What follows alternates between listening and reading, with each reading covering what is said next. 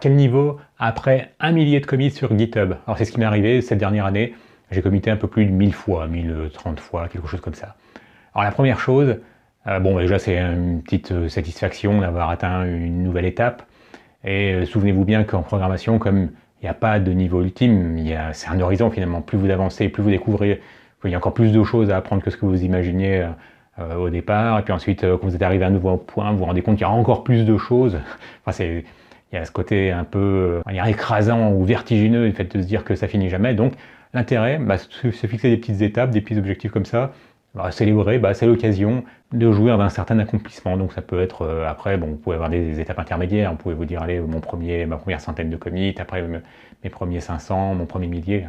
Le deuxième point, c'est que quand vous committez beaucoup, après ça devient une habitude de vous mettre à programmer quotidiennement, donc c'est quelque chose que vous faites ensuite sans avoir réfléchi, vous n'allez pas vous motiver longuement, vous êtes plus régulier, vous pratiquez plus régulièrement. L'avantage, c'est que ça réduit le phénomène de la peur de la page blanche, un peu comme ce qu'ont les écrivains qui se mettent à leur table et puis qui ont, ou devant leur traitement de texte aujourd'hui, et qui voient juste leur curseur qui clignote sur une page blanche.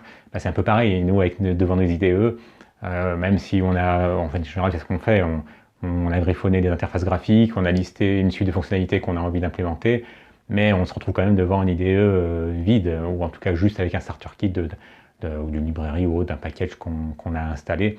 L'avantage, c'est que plus vous pratiquez, plus vous vous mettez dans cette position de devoir partir de zéro, et moins vous avez d'appréhension. Ce serait un peu comme un plongeur qui, tous les jours, serait sur son plongeoir, tous les jours plongerait. Au bout d'un moment, il n'y a plus l'appréhension de se retrouver sur le plongeoir et de plonger. Donc, il y a cet entraînement à y aller, quoi, faites régulièrement. L'autre point intéressant, c'est que vous avez vu comme sur GitHub, il y a ces systèmes de mosaïque, finalement, ça ressemble un peu à une mosaïque avec des teintes de vert. Vous êtes motivé finalement à vouloir continuer le dessin de la mosaïque, ça c'est un peu absurde, mais bon, après tout, tout est bon à prendre.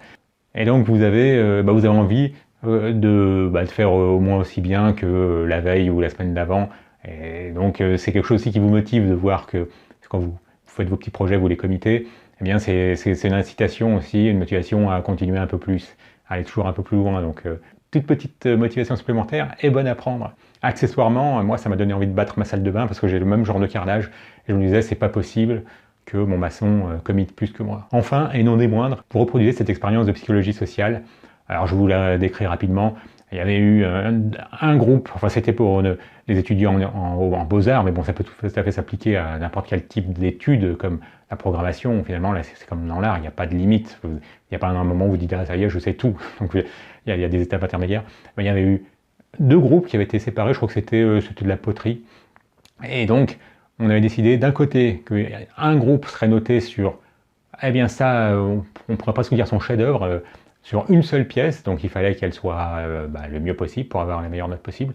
Et un autre groupe, on a décidé de les noter sur le nombre de pièces qu'ils fourniraient. Donc sans qu'il y ait de critères, on va dire, qualitatifs exigeants. Simplement, quelqu'un qui aurait réalisé 30 poteries, il aurait une meilleure note que s'il n'en avait réalisé que 20 ou que 10.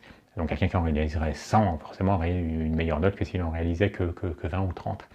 Eh bien, on s'est rendu compte, avec cette expérience-là, que ceux qui produisaient plus de poteries, eh bien, ils avaient un meilleur niveau que ceux qui essayaient de produire leur unique poterie parfaite.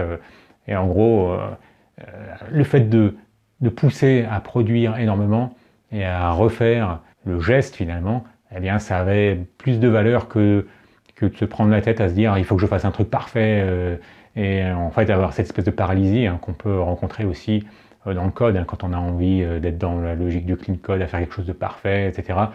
Et bien là, on se dit, on produit, on fait.